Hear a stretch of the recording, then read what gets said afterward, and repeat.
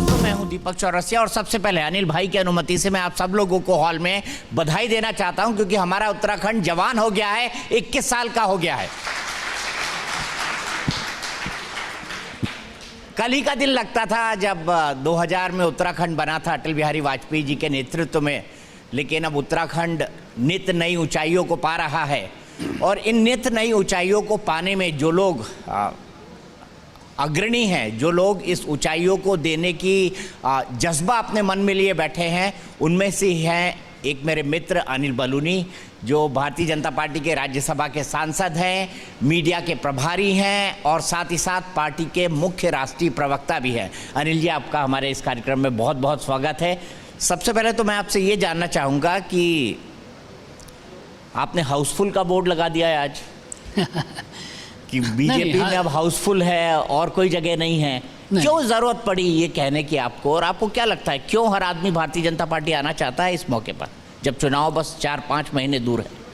दीपक जी, आपका पहले तो बहुत बहुत धन्यवाद कि आप लोगों ने मुझे आज ये मौका दिया आपके चैनल के माध्यम से उत्तराखंड के लोगों से और बाकी देश के लोगों से बातचीत करने का। जहाँ तक आपने हाउसफुल का बोर्ड कहा, ये मैं इसका एक खंडन करता हूँ इस खबर का। मैंने ये नहीं कहा कि हाउसफुल, मैंने ये कहा कि हरीश रावत जी और उनके कुछ इर्द गिर्द 2-3 लोग जो हैं, उनको छोड़कर सभी लोग भारतीय जनता पार्टी में आने में ललायित है और सब लोग भारतीय जनता पार्टी में आना चाहते हैं। अब हमारी भी तो एक लिमिटेशंस है, तो हम लोगों को तो बाद में हाउसफुल का बोर्ड लगाना पड़ेगा। तो मैं आपको करेक्ट करना चाहता हूँ, अभी हाउसफुल का बोर्ड नहीं है, लेकिन लगाना पड़ेगा, ऐसे मैंने कहा। ठीक है, आपने हरीश रावत की बात की। आजकल बड़ी जंग चल रही है आपकी मीडिया में, वो आपके लिए कुछ बोलते हैं, आप उनके लिए कुछ बोलते हैं, लेकिन आप कैसे देखेंगे इस बात को कि उन्होंने पंजाब में सिद्धू का समर्थन किया, उस सिद्धू का समर्थन किया जो वाघा बॉर्डर पे बाजवा साहब के गले मिल रहा था, इमरान को अपना यार कह रहा था, उस बाजवा साहब के जो हमेशा दिल्ली के अंदर, कश्मीर के अंदर, देश के अंदर खून बहाने की साजिश रचते हैं? देखिए दीपक जी, पहले तो मैं आपको स्पष्ट करना चाहता हूँ, हम तू मैं की लड़ाई में नहीं पड़ना चाहते। जो आपने कहा कि जंग चल रही है, हमारा जो लक्ष्य है वो उत्तराखंड का विकास, अपने प्रदेश का विकास, अपने देश का विकास। हम तू मैं की लड़ाई में नहीं पड़ना चाहते। लेकिन जब कोई ऐसा बयान आता है जो मन को कचोट जाता है, जो घाव बनाता है, तो उसका जवाब देना पड़ता है। बड़ी पीड़ा होती है जब जनरल बाजवा को प्रा यानी कि भाई कहा जाता है। किस बात का भाई कहा जाता है? हमारे जवानों के खून से जिनके हाथ रंगे हुए हैं। आप, हमारा ये वीरों का प्रदेश है, हमारे यहाँ रोज़ शव आते हैं बॉर्डर से, और उसको भाई कहेंगे जिसने वो शव भेजे हैं, जिन्होंने उस रक्त को बहा है, जिन्होंने हमारे यहाँ माताओं बहनों को विधवा किया है, उसको हम भाई कहेंगे? हरीश रावत जी, इस राजनीति को हम नकारते हैं। आप किन वोटों के लिए ये करना चाहते हैं? आप क्या सोच के ये राजनीति करना चाहते हैं? माफ़ी चाहता हूँ, हम इस विचार को नकारते हैं। आपकी जो रणनीति है, जो आपकी सोच है, ये वोटों के लिए। लेकिन मैं हैरान होता हूँ, किसका वोट चाहिए? क्या पाकिस्तान से वोट चाहिए क्या? हिंदुस्तान का बच्चा जनरल बाजवा को अपना विरोधी समझता है, अपना शत्रु समझता है, और किसी भी तरह से जो प्रा कहा जाएगा, भाई कहा जाएगा, हम इन लोगों का खंडन करते हैं। सिद्धू साहब से के बारे में उनसे पूछा गया कि उन्होंने करतारपुर साहब के कॉरिडोर के फंक्शन में ऐसा क्यों किया। उन्होंने कहा वो तो पंजाबी भाई हैं, पंजाबी प्रा हैं। तो ये प्रा शब्द क्या एक पाकिस्तानी के लिए इस्तेमाल करना ऐसा है? दीपक जी, आप इसको एक घटना के रूप में मत देखिए, एक ट्रैक रिकॉर्ड देखिए। आप क्या करना चाहते हैं? इसका एक ट्रैक रिकॉर्ड है पीछे का, ये तुष्टीकरण का, ये अपीजमेंट का, इसका एक बहुत बड़ा ट्रैक रिकॉर्ड है। पीछे देखिएगा, जब हरीश रावत जी मुख्यमंत्री थे तब भी यही काम करते थे। और इतने वीर प्रदेश से आने वाले व्यक्ति, जब कांग्रेस के जो आदमी 2 टर्म मुख्यमंत्री रहा हो, वो कह रहा है, कैप्टन अमरिंदर सिंह कह रहे हैं कि वो नेशनल सिक्योरिटी के लिए खतरा है, वो कह रहे हैं कि देश को खतरा है इस व्यक्ति के आगे आने से। तो जब इनके मुख्यमंत्री वो बात कह रहे हैं और उसको प्रा कहेंगे, तो हम लोग इसका खंडन करते हैं और इसका दुर्भाग्यपूर्ण बयान इसको हम मानते हैं। क्या आपको नहीं लगता कि वीरों की धरती उत्तराखंड, जहाँ से हर परिवार से एक दूसरा सैनिक जाता है, तीसरा सैनिक जाता है, बड़े बड़े जनरल्स दिए उत्तराखंड ने, उस धरती के पूर्व मुख्यमंत्री को इस बात का खंडन करना चाहिए, अमरिंदर सिंह की इस बात के बारे में सोचना चाहिए कि वो एक ऐसे व्यक्ति के गलबैया डाल के खड़े हैं, उसको मुख्यमंत्री बनाने का चेहरा बना रहे हैं जिसका संबंध राष्ट्रद्रोहियों से है, जो कैप्टन अमरिंदर सिंह ने कहा है। देखिए दीपक जी, मुझे हैरानी होती है इस कांग्रेस को देख के। राहुल गांधी हर छोटे से बात पर ट्वीट करते हैं। क्या आज राहुल गांधी और सोनिया गांधी को बाहर आके कहना नहीं चाहिए था कि वो हमारा परा नहीं, हमारा शत्रु है? क्यों कांग्रेस के अंदर लगातार ऐसा हो रहा है कि पाकिस्तान की जय जयकार की जा रही है, हमारे जितने भी दो हिंदुस्तान के दुश्मन हैं उनकी प्रशंसा की जा रही है, उनसे जाके एम्बेसीज में मिला जा रहा है, रात को खाना खिलाया जा रहा है? ये सब क्या हो रहा है? तो कांग्रेस को विचार करना चाहिए। राहुल गांधी सोनिया गांधी जी को आगे आके कहना था कि वाकई जो कैप्टन अमरिंदर सिंह ने कहा उसकी जांच की जानी चाहिए, और जनरल बाजवा पाकिस्तान का सेना का जो अध्यक्ष है वह हमारा परा नहीं हो सकता है, इस बात को स्पष्ट करना चाहिए था। लेकिन छोटी छोटी बातों पे ट्वीट करने वाले राहुल गांधी कहाँ खो जाते हैं, इसका तो हमें समझ नहीं आता है। अब हरीश रावत जी ने एक नया शिगुफा छोड़ा है। वो चाहते हैं, क्योंकि कांग्रेस के अंदर इनफाइटिंग है, उनके लीडर ऑफ अपोजिशन उनकी बात नहीं सुनते हैं, उनके और उनके बीच में झगड़ा चल रहा है, तो वो चाहते हैं कि एक दलित मुख्यमंत्री उत्तराखंड के लिए बोल जाए। आप कैसे देखते हैं उनके इस बयान को, या आप इसे राजनीतिक शिगुफा मानते हैं? देखिए, हरीश रावत जी के बारे में किसी ने मुझे कहा कि हरीश रावत वह अंग्रेजी की किताब है जो पसंद तो बहुत आती है लेकिन समझ नहीं आती। तो हरीश रावत जी कहाँ बोलते हैं, कहाँ मौके आए थे जब वो किसी अनुसूचित भाई को मुख्यमंत्री बना सकते थे? आप याद कीजिए 2012 में दिल्ली में खाना पीना छोड़ के बैठ गए थे बहुत दिनों तक कि मुझे मुख्यमंत्री बनाओ। उस वक्त तो उनकी अनुसूचित जाति के एक बहुत प्रमुख नेता मुख्यमंत्री दौड़ में थे, उनको तो नहीं बनने दिया उस वक्त। तो इसीलिए मैं कह रहा हूँ उनका निशाना कहीं होता है। हरीश रावत जी किसी को मुख्यमंत्री नहीं बनाना चाहते, वो सिर्फ स्वयं को मुख्यमंत्री बनाना चाहते हैं, स्वयं को सत्ता में रहना चाहते हैं, बाकी सब आडंबर है। ठीक है, अब आते हैं भारतीय जनता पार्टी की राजनीति पर। 57 सीटों के साथ उत्तराखंड में भारतीय जनता पार्टी जीती, लेकिन आपको 3-3 मुख्यमंत्री बदलने पड़े। पहला सवाल क्यों, और क्या उसके बाद आप स्थायित्व यानी स्टेबिलिटी का नारा बुलंद कर सकते हैं? देखिए, पहले तो मैं आपके दर्शकों को तो खैर स्पष्ट ही है, आप लोगों को ज़्यादा स्पष्ट करना चाहता हूँ कि हमने मुख्यमंत्री एक बार तो तीरथ जी को हमको टेक्निकल रीजन से बदलना पड़ा, एक संवैधानिक बाध्यता थी उसके कारण बदलना पड़ा। दूसरी बात, आप चाहे इसको स्वीकार न करें, आपके दर्शक जरूर स्वीकार करेंगे, भारतीय जनता पार्टी में हम लोगों के यहाँ कोई पद को पाने के लिए ऐसी मारकाट कुछ नहीं रहती है। अगर किसी आदमी को मुख्यमंत्री बनाया और हमको लगता है कि दूसरा व्यक्ति आके इसको ज़्यादा अच्छा क्लिक करा सकता है, ज़्यादा अच्छी चीज़ें हो सकती हैं, और फुटबॉल की तरह हमको पास देना है। त्रिवेंद्र सिंह रावत जी ने पास दिया आगे तीरथ जी को, तीरथ जी ने पास दिया पुष्कर सिंह धामी जी को, पुष्कर सिंह धामी जी गोल कर देंगे। तो इसको आप इस तरह से टीम एफर्ट्स के रूप में लीजिए। हमारे यहाँ पद नहीं, जिम्मेवारी है, और हमारे यहाँ चुनाव जीतने के लिए और उत्तराखंड के कल्याण के लिए हम लोग सब कुछ करेंगे। उत्तराखंड के भले के लिए अपनी जान भी दे देंगे, उत्तराखंड के और देश के भले के लिए जो कुछ करना है वो सब कुछ हम करेंगे। भारतीय जनता पार्टी का किसका मुख्य मुकाबला मानते हैं आप उत्तराखंड में, क्योंकि चुनाव राउंड द कॉर्नर है, बिल्कुल सामने है, कई छोटी मोटी पॉलिटिकल पार्टी भी जोर लगा रही हैं? देखिए दीपक जी, हम कोई अहंकार से भरे हुए नहीं हैं, हम कोई अहंकारी लोग नहीं हैं। हम ये कहें कि हमारे सामने कुछ नहीं है, हमको हमारा किसी से मुकाबला नहीं है, ये अहंकार हमें नहीं है। हम लोग हमारा मुकाबले में जो राजनीतिक दल हैं लोकतांत्रिक प्रक्रिया के तहत उनके साथ चुनाव लड़ेंगे, और हम लोग जो हमने काम किया है और आगे के जो हमारे कार्यक्रम है वह बताएंगे। उत्तराखंड की जनता हमको आशीर्वाद देगी। और मैंने जो कहा ना, जो आपने शुरू में बात बोली कि हमारे यहाँ लाइन लगी है लोगों की, तो ये द्योतक है कि भारतीय जनता पार्टी फिर सरकार में आ रही है, यही द्योतक है कि भारतीय जनता पार्टी की लोकप्रियता बढ़ रही है, यही द्योतक है कि 2022 फतेह है। ठीक है, आपने कहा 2022 फतेह है, लेकिन अगर मैं उत्तराखंड का वोटर होता और उत्तराखंड के एक वोटर की तरफ से एक पत्रकार के तौर पर मैं आपसे पूछता हूं कि उत्तराखंड में भारतीय जनता पार्टी को एक बार फिर क्यों वोट दे जनता? दीपक जी, मैं बिल्कुल, आपका सवाल जायज़ है और उसका जवाब भी बनता है। आप 2017 के जरा फ्लैशबैक पे जाइएगा। हरीश रावत जी की सरकार थी, दो बार दो जगह से चुनाव हारे। क्यों हारे थे, ये जरूर सोचना पड़ेगा जब आप हमारे कार्यकाल की बात करेंगे। उत्तराखंड में भ्रष्टाचार, तुष्टीकरण, भाई भतीजावाद, हर चीज़ चरम पर थी। हमारी सरकार ने आके, त्रिवेंद्र सिंह रावत हमारे मुख्यमंत्री बने, हमने जीरो टॉलरेंस की बात की। हमने कहा कि भ्रष्टाचार मुक्त शासन देंगे।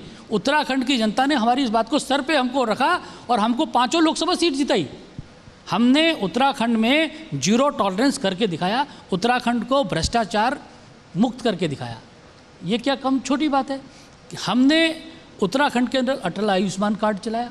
उत्तराखंड उन पहले राज्यों में से है जहाँ की पूरी समूची जनता को, हमारी जनसंख्या को अटल आयुष्मान के हम लोग दायरे में लाए। आप देखिए, 1 रुपये में नल का कनेक्शन, ये क्या छोटी योजना है क्या? और ये राज्य सरकार की योजना और केंद्र की अगर बात करेंगे तो अब मैं आपको ऐसी योजनाएं आपको गिनाऊंगा। आप उजाला और जितनी हमारी स्कीम्स हैं, जनधन की और सारी स्कीम्स हैं, वो तो है, लेकिन आप देखिए 4 धाम की सड़कें। दीपक जी, आप तो अक्सर टीवी पे जब आप शो करते हैं राजपथ से चौड़ी सड़कें आज आपको पूरी बद्रीनाथ की सड़कें दिखेंगी। ये छोटी बात नहीं है। आप पहाड़ में जहाँ सिंगल गाड़ी जाने की जगह नहीं थी, वहाँ 50-50 फीट की सड़कें बन गई हैं। क्या ये मामूली बात है? क्या पहाड़ में कभी रेलगाड़ी की कल्पना की थी क्या? आज हमारा कर्णप्रयाग का राजमार्ग चल रहा है, पूरा कर्णप्रयाग का जो रेलवे लाइन है उस पर काम चल रहा है। बहुत सारे ऐसे काम है। केदारनाथ का नवनिर्माण होना, क्या ये छोटी बात थी? आप देखिए, उत्तराखंड से पिछले 4.5 सालों में 5 जनशताब्दी एक्सप्रेस शुरू हुई हैं। क्या ये साधारण बात है क्या? उत्तराखंड के अंदर जितना धन केंद्र ने विकास की योजनाओं में लाई है वो कोई छोटी बातें नहीं है। इसलिए उत्तराखंड की जनता हम लोगों को फिर आशीर्वाद देगी और हम आप आगे के कार्यक्रम भी उनको बताएंगे। हमें पूरा विश्वास है और जिस तरह के वातावरण दिख रहा है वो है भी स्पष्ट है। आपने कहा जिस तरह का वातावरण दिख रहा है, लेकिन ये भी अगर देखा जाए तो ये कहना भी गलत नहीं होगा कि उत्तराखंड भारतीय जनता पार्टी के अंदर भी गुटबाजी है। क्या आप स्वीकारते हैं कि उत्तराखंड भारतीय जनता पार्टी के अंदर भी गुटबाजी है और आने वाले चुनाव में वो पार्टी का नुकसान कर सकती है? आप उसको इस तरह से लेते हैं, हम उसको हेल्दी कंपटीशन की तरह से लेते हैं। हम सब लोग काम कर रहे हैं, हम सब लोग मेहनत कर रहे हैं। ज़रूर हमारे बाकी सांसद भी चाहते हैं कि अनिल बलूनी ने ये काम किया तो फलां कह रहे कि मैं भी ये काम करके दिखाऊंगा, दूसरा कह रहे मैं भी ये काम करूंगा, तीसरा कह रहे हमारे देखिए कितने सारे विधायक बैठे हैं, इनमें भी तो कंपटीशन है, तो इसको गुटबाजी मान लेंगे आप क्या? हमारे यहाँ हेल्दी कंपटीशन होता है, गुटबाजी कांग्रेस के यहाँ होती है। अच्छा, आपने माना कि आपके यहाँ हेल्दी कंपटीशन होता है, लेकिन इस हेल्दी कंपटीशन को विपक्ष ये कहता है कि देखिए साहब, इतना हेल्दी कंपटीशन था कि 3 बार मुख्यमंत्री बदलने पड़े। विपक्ष इस बात की उलाहना आपको देता है, चाहे राष्ट्रीय स्तर पर चाहे प्रादेशिक स्तर पर। अच्छा, जब हरीश रावत जी ने, विजय बहुगुणा जी मुख्यमंत्री थे, जब हटवाया था तब क्या था? तब वहाँ गुटबाजी नहीं थी, होती थी क्या? ऐसा नहीं। मैंने कहा ना, हरीश रावत जी धरने पे बैठे, उन्होंने धरना दिया, वो रोज़ जाके हर की पौड़ी पे धरने पे बैठ जाते थे, रोज़ का ये कार्यक्रम होता था। बाकी कांग्रेस के नेता भी यही काम करते थे। हमारे यहाँ तो ऐसा कुछ नहीं होता। हमारे यहाँ तो जिसको पद नहीं, जिम्मेवारी है, जिसको दी जाती है वो जिम्मेवारी की तरह करता है। अभी आप देखिए, रोज़ बयानबाजी की जंग चल रही है। एक आदमी टिकट घोषित कर रहा है, दूसरा कह रहा है तो टिकट घोषित ही नहीं हुई अभी तक। क्या क्या चल रहा है आप देखिए। उनकी एक यात्रा चल रही है, उसमें रोज़ मारपीट हो जा रही है। हमारे को पुलिस बंदोबस्त लगाना पड़ रहा है उनकी यात्राओं पे, बड़ी समस्या हो रखी है। ऐसा लगता है लॉ एंड ऑर्डर की सिचुएशन कांग्रेस की रैलियों में ख़राब ना हो जाए, तो अब उसको भी संभालने के लिए एक्स्ट्रा फोर्स लगानी पड़ रही है। तो इसलिए हमारे यहाँ ऐसा नहीं, उन्हीं के यहाँ ऐसा है। तो आपके लिए तो खुशी की बात है ना कि कांग्रेस में अगर 4 जूतेलाज चल रहे हैं तो इससे तो भारतीय जनता पार्टी को ही फायदा होगा। नहीं, अच्छा होता कि विपक्ष की भूमिका निभाते, हमें विकास के कामों पे घेरते, हमारे को मजबूर करते कि हम और विकास करें, तो हमें ज़्यादा अच्छा लगता। ये जूते चप्पल चलने से इस राज्य के लोगों का कोई भला नहीं होने वाला है। अच्छा होता कि विपक्ष की भूमिका में हमको पकड़ते, हमारे कान खींचते कि ये काम क्यों नहीं हुआ, तो हमको ज़्यादा अच्छा लगता। एक और बहुत महत्वपूर्ण मुद्दा, देवस्थानम बोर्ड वाला।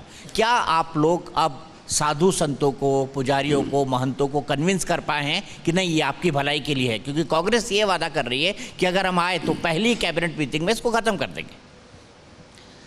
देखिए, देवस्थानम बोर्ड पे कुछ लोगों को जो गलत फहमियाँ थी उसको हम दूर करना चाहते हैं, और हमने स्पष्ट भी किया कि हम इसको दूर करना चाहते हैं।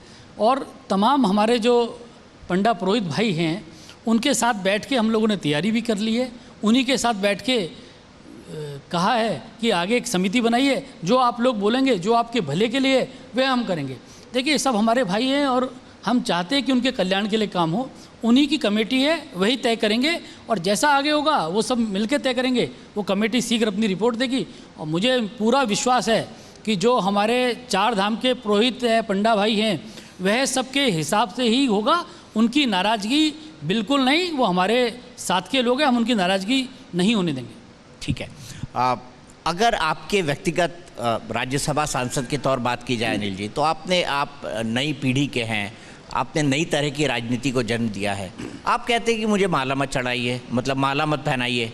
आप कहते हैं मेरे पोस्टर मत लगाइए, आप कहते हैं मेरे बैनर मत लगाइए। लेकिन राजनीति में तो इसे आभूषण माना जाता है, जब तक धक्का मुक्की ना हो, जब तक चप्पल ना चले। कांग्रेस में तो ये माना जाता था एक ज़माने में कि जब तक धक्का मुक्की ना हो, अच्छी रैली नहीं हुई। तो आप ये पोस्टर लगाना भी बंद कर रहे हैं, माला भी बंद कर रहे हैं, क्यों? क्या साबित करना चाहते हैं? नहीं दीपक जी, इसमें देखिए, ये मेरा व्यक्तिगत मामला है, और प्रत्येक व्यक्ति एक अलग तरीके की चीज़ें चाहता है। दीपक चौरसिया अलग तरीके की एंकरिंग करते हैं, पिनाज बैठी हैं, वो अलग तरीके की एंकरिंग करती हैं, उनका अलग तरीके का आपने तो हमको ही रगड़ दिया। मेरा एक अलग तरीके का तरीका है। मुझे मालाएं और होर्डिंग, पोस्टर, ये सब मैंने बंद कर दिए हैं। मैंने कहा, आपको दीपक जी सुन के बड़ी हैरानी होगी कि मुझे सांसद बने 3 साल हो गए हैं और मेरा स्वागत ही नहीं हुआ आज तक। तो मेरे स्वागत ही नहीं कराया है, और मैं अपनी सांसद निधि से कभी भी उद्घाटन नहीं करता हूँ। मेरे उद्घाटन वहीं का कोई कर्मचारी या कोई भी व्यक्ति जिसको वो तय करे करता है। मैं अपने सांसद निधि के कामों का भी उद्घाटन नहीं करता हूँ, रिबन नहीं काटता हूँ। मेरा एक तरीका है, हर व्यक्ति की अपनी एक काम करने का तरीका होता है।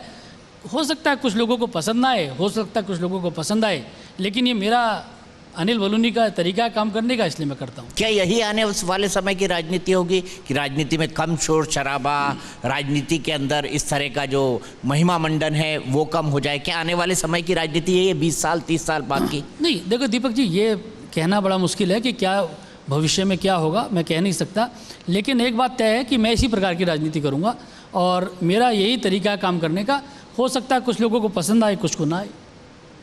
आप मीडिया प्रभारी भी हैं भारतीय जनता पार्टी के, और 2019 में के लोकसभा चुनाव हो या जितने विधानसभा चुनाव हो, भारतीय जनता पार्टी अगर जीतती है या जो भी परिणाम होता है उसमें आप एक महत्वपूर्ण भूमिका निभाते हैं राष्ट्रीय स्तर पर। लेकिन आप सांसद भी हैं, तो ये दोहरी जिम्मेदारी आप पर है, राज्य का प्रतिनिधित्व करना, राष्ट्रीय मुद्दों का प्रतिनिधित्व करना, और मीडिया प्रभारी के तौर पर पार्टी की छवि को चमकाना। तो कैसे निभाते हैं, कैसे आप इन दोनों रोल्स को निभाते हैं और कैसे काम को डिस्ट्रीब्यूट करते हैं? देखिए दीपक जी, आप लोग मीडिया प्रभारी होने के नाते हमको व्यस्त रखते हैं। आप लोग कुछ ना कुछ ऐसा करते रहते हैं कि हमको मेहनत करनी पड़ती है, राउंड द क्लॉक उसको ठीक करते रहना पड़ता है। तो इसलिए वो काम तो है, लेकिन उसी के बीच में इसको लिए भी समय निकालना पड़ता है। लेकिन जब राज्यसभा सांसद के रूप में मैं कुछ कंट्रीब्यूट करता हूँ उत्तराखंड के अपने भाई बहनों के लिए, तो मुझे उस वक्त प्रसन्नता होती है और मेरा मनोबल बढ़ता है। मैं उससे पार्टी के लिए भी ज़्यादा काम कर पाता हूँ और सांसद के नाते भी ज़्यादा काम कर पाता हूँ। तो पत्रकार आपको दुखी करते हैं? जी, मैं कह रहा हूँ पत्रकार आपको दुखी करते हैं, हम टीवी चैनल वाले एंकर्स आपको दुखी करते हैं कि देखो भाई आज क्या बोल दिया? अधिकांश समय तो आप लोग तंगी करते हैं, बाकी कभी कभी ठीक रहता है, लेकिन अधिकांश समय मीडिया के जो साथी हैं उनका काम भी है, मैं गलत नहीं मानता।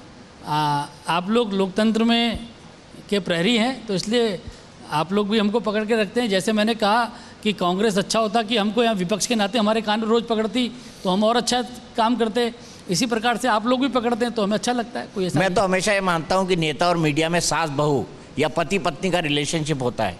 दोनों एक दूसरे के बिना रह भी नहीं पाते और दोनों का एक दूसरे के साथ चलता भी नहीं है। नहीं, हमें कोई आपत्ति भी नहीं है, हमें कोई आपत्ति भी नहीं है। हम जिस तरह से काम कर रहे हैं, जिस तरह से हमारी सरकार माननीय प्रधानमंत्री नरेंद्र मोदी जी के नेतृत्व में काम कर रही है, हम राउंड द क्लॉक काम करते हैं। आप प्रधानमंत्री जी के लगातार 2 दिन से अमेरिका के कार्यक्रम भी देख रहे हैं, और आप हमको जो हमारी मेहनत का वो हिस्सा हमको और अच्छा मिले तो हमें और अच्छा लगता कि अगर उन कामों के सकारात्मक पक्ष मीडिया और अच्छा दिखाए तो ज़रूर दिखाए, लेकिन जब हमारी कोई कमी है तो उसको भी उजागर करें, हमको इसमें कोई आपत्ति भी नहीं है। लेकिन अनिल जी, मैं कहना चाहूँगा, है शब्द तारीफ के, लेकिन आज अगर भारतीय जनता पार्टी दुनिया की सबसे बड़ी राजनीतिक दल है, जो कि एक फैक्ट है, और नरेंद्र मोदी जी दुनिया के सबसे पॉपुलर नेताओं में सर्वश्रेष्ठ हैं, जो इंटरनेशनल एजेंसीज के सर्वे कहती है, उसमें Bharatiya Janata party media cell की भी मेहनत है। लेकिन अपार्ट फ्रॉम दिस, मैं ये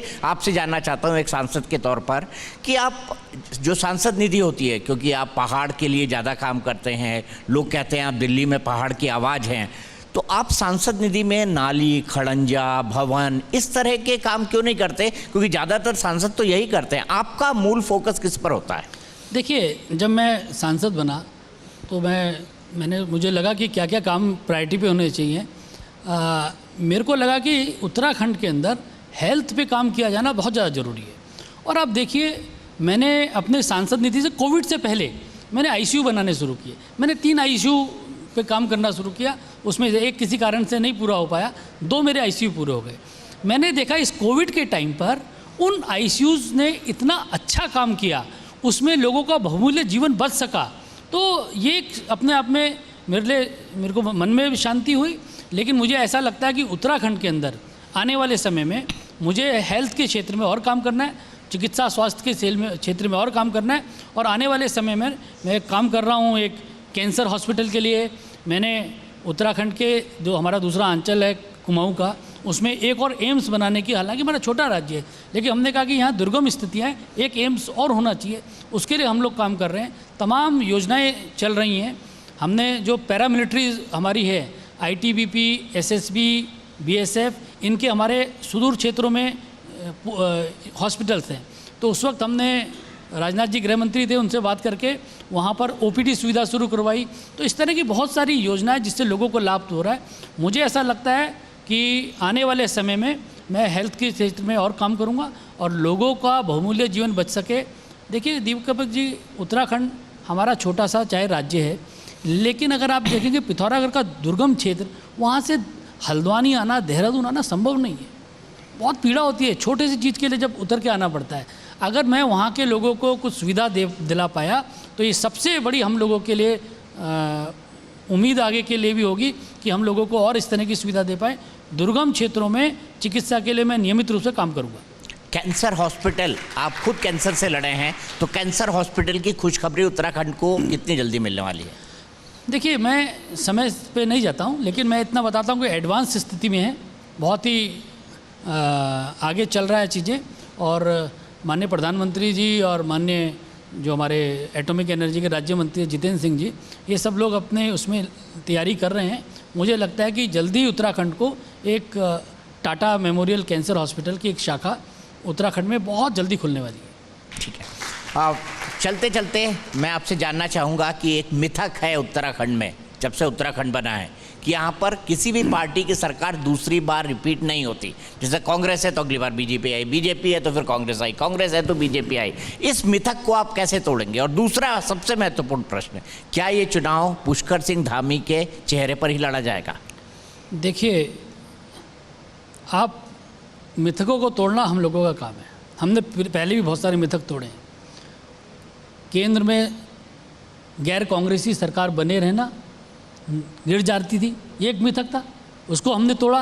गैर कांग्रेसी सरकार का रिपीट करना, ये एक मिथक था, उसको हमने तोड़ दिया।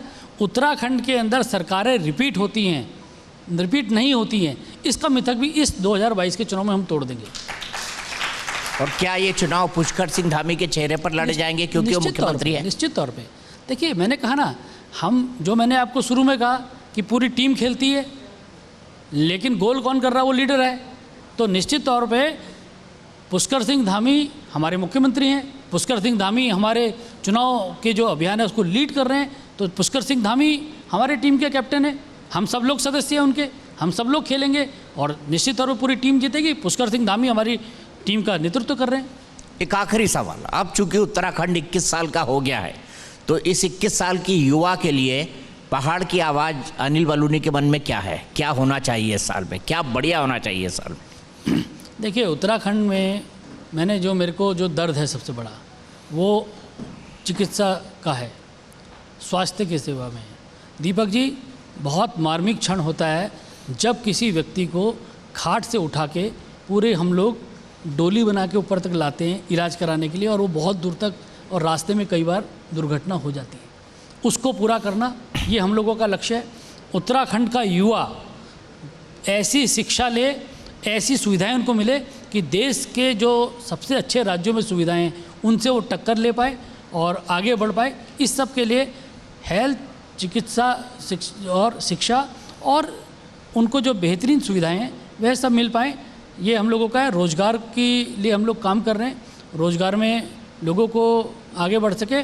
दीपक जी, जो आपने कहा ना उत्तराखंड की आवाज़, उत्तराखंड की आवाज़ इतना तेज़ चल रही है। आप देखिए दिल्ली में हमारी प्रतिभाओं को देखिए, आप उत्तराखंड की प्रतिभाओं को आप देखिए टीवी पे रोज़, अगर कहीं ना कहीं आप मीडिया में देखिए, तमाम बड़े बड़े एंकर हमारे उत्तराखंड से। आप इस वक्त देश के, हमारे लिए गर्व की बात है कि देश के CDS हमारे उत्तराखंड से, देश के NSA हमारे राज्य से। एक से एक उत्तराखंड की प्रतिभाएं इस वक्त क्रिकेट से लेके फुटबॉल से लेके हॉकी तक तमाम जगह उत्तराखंड की प्रतिभाएं छाई हुई हैं। और आने वाला समय, हम छोटा सा राज्य हैं दीपक जी, लेकिन देखिएगा आने वाले समय में उत्तराखंड का युवा, उत्तराखंड का व्यक्ति इस देश के विकास में और कंट्रीब्यूट करेगा, उसका प्रतिनिधित्व और ज़्यादा बढ़ेगा, ये बात तय है। चलिए, आपके मुंह में घी शक्कर, हम यही कहेंगे। अब चूंकि 21 साल का हो गया है उत्तराखंड में, चाहता हूं चलते चलते अनिल जी का धन्यवाद करें और इस 21 साल के उत्तराखंड के लिए एक बार फिर से जोरदार तालियां हो जाए। और हम उम्मीद करते हैं कि उत्तराखंड दिन दूनी रात चौगुनी ऐसी ही तरक्की करते रहे। हमारे इस खास कार्यक्रम में आए, आप हमसे जुड़े और इतनी बड़ी तादाद में आकर आपने हमारा हौसला बढ़ाया, इसके लिए आप सबका तहे दिल से बहुत बहुत धन्यवाद, बहुत बहुत शुक्रिया।